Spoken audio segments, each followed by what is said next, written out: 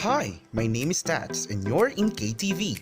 I'm uploading 2 videos every week regarding tips and tricks on how you can make your channel engaging and graphically beautiful. And if you want to be updated, click that subscribe button and hit that notification bell so you won't miss any single video. Without further ado, let's get started. Dito sa video na to ay tuturo ko sa inyo kung paano maglagay ng social media sa gilid ng YouTube cover ninyo.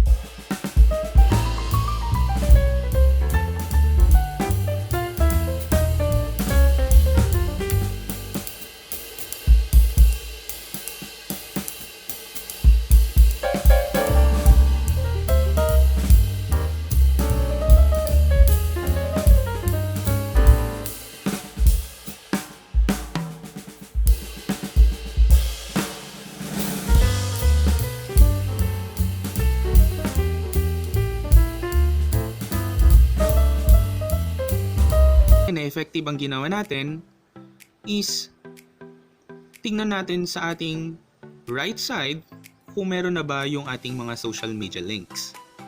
So ayan na guys, meron na. So yun lang. Sana may natutunan ka sa video na to. Click like, share and subscribe para naman sa mga panibago nating video. Click the notification bell para lagi kang updated.